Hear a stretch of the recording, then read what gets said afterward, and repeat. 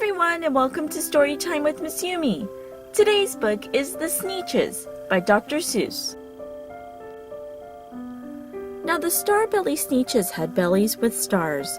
The plain-belly Sneetches had none upon theirs. Those stars weren't so big, they were really so small.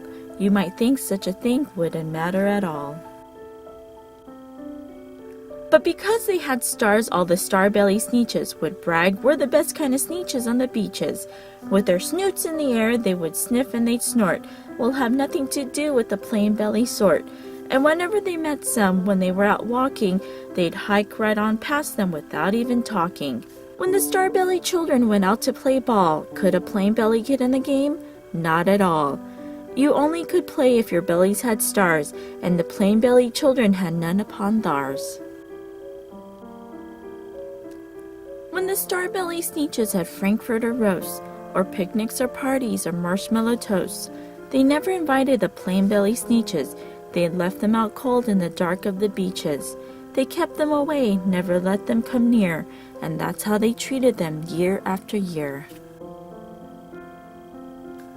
Then one day it seems, while the plain-belly Sneetches were moping and doping alone on the beaches, just sitting there wishing their bellies had stars, a stranger zipped up in the strangest of cars. "My friends," he announced in a voice clear and keen, "my name is Sylvester McMonkey McBean, and I've heard of your troubles, I've heard you're unhappy, but I can fix that, I'm the fix-it-up chappie. I've come here to help you, I have what you need, and my prices are low, and I work at great speed, and my work is 100% guaranteed."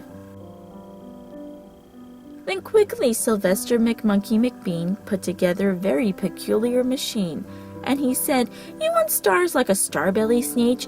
My friends, you can have them for $3 each.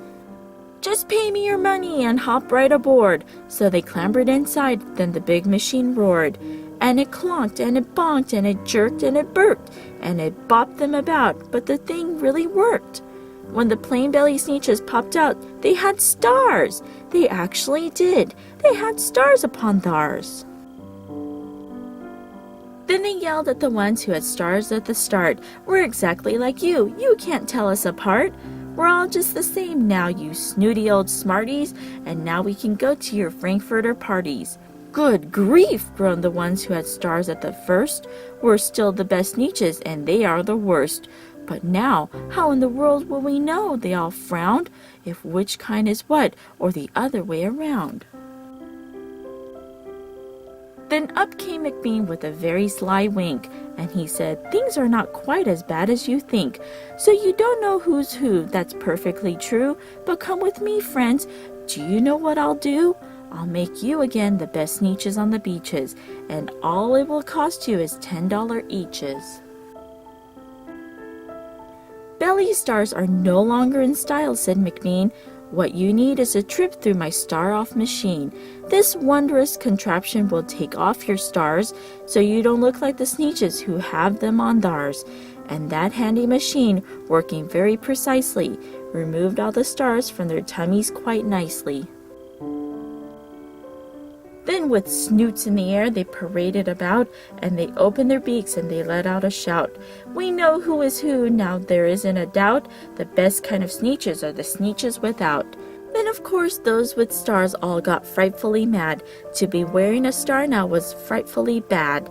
Then of course old Sylvester McMonkey McBean invited them into his star-off machine.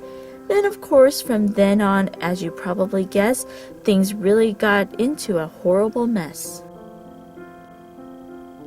All the rest of that day on those wild screaming beaches, the fix-it-up chappie kept fixing up Sneetches. Off again, on again, in again, out again. Through the machines they raced around about again, changing their stars every minute or two. They kept paying money, they kept running through, until neither the plain nor the star-bellies knew whether this one was that one, or that one was this one, or which one was what one, or what one was who. Then, when every last cent of their money was spent, the fix-it-up chappie packed up and he went, and he laughed as he drove in his car up the beach. "They never will learn. No, you can't teach a Sneetch." But McBean was quite wrong, I'm quite happy to say, that the Sneetches got really quite smart on that day. The day they decided that Sneetches are Sneetches, and no kind of Sneetch is the best on the beaches. That day all the Sneetches forgot about stars, and whether they had one or not upon theirs. And that was the Sneetches.